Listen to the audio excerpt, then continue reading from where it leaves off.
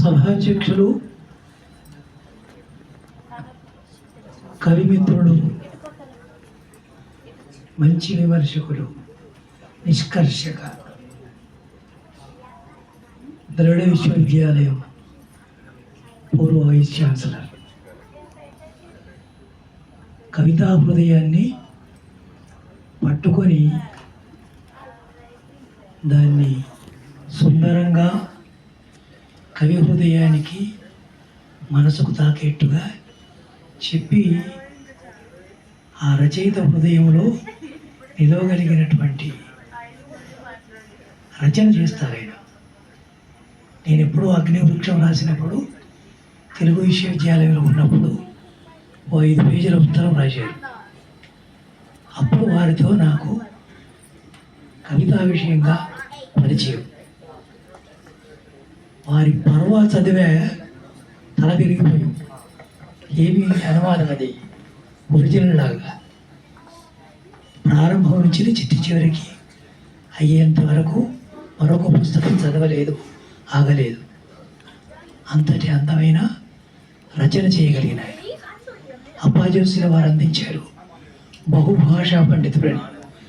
ఈ బహుభాషా పాండిత్యం వల్లనే ద్రవిడ విశ్వవిద్యాలయానికి వైస్ ఛాన్సలర్ అయినారేమో అని నేను అనుకుంటాను. గ్రంథావిష్కరణ చేసిన మా తంగడ కిషన్ రావు గారికి వైస్ ఛాన్సలర్గా, మంచి అడ్మినిస్ట్రేటర్గా పేరు తెచ్చుకున్న మిత్రుడు.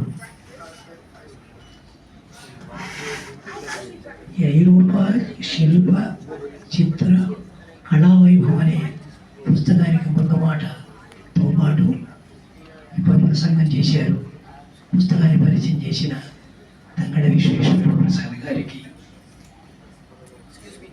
మా ఈ మహాకావ్య రచయిత కోడూరు పుల్లారెడ్డి గారికి, సభవాసులైన పెద్దలందరికీ నమస్కారం. కోడూరు పుల్లారెడ్డి గారి తమ్ముడు ప్రభాకర్ రెడ్డి గారికి నాకు సాహిత్య పరిచయం.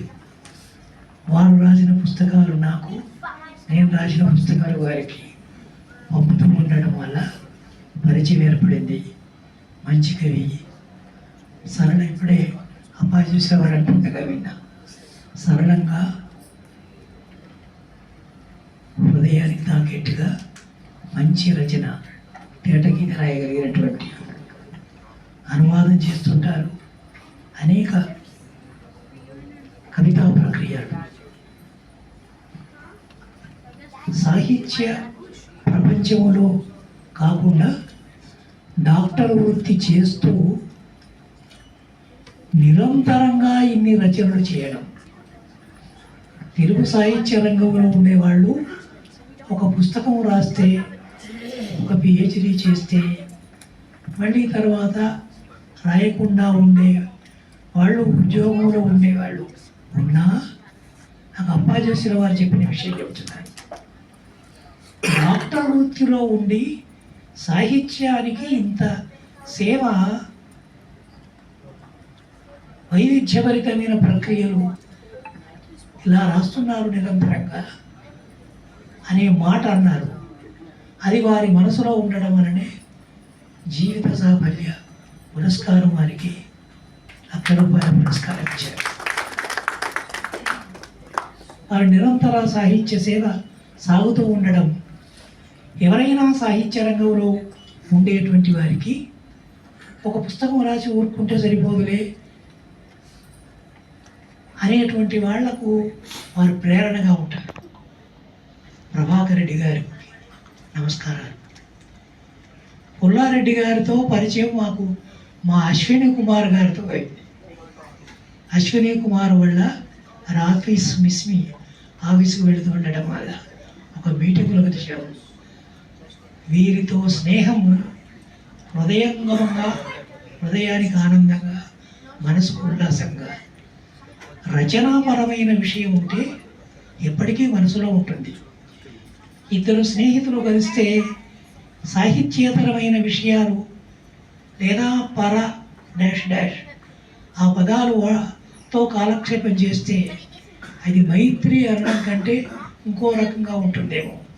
కానీ ఒక సత్ సాంగత్యం మన సద్గుణాలని పెంచడానికి కానీ తన వ్యతిరేకమైనటువంటి ఆలోచనలో భావాలు ఉంటే వాటిని కొంచెం అణచివేయడానికి కానీ అక్కడికి వచ్చే విధానంగా ఉండే మనుషులు ఉంటారు.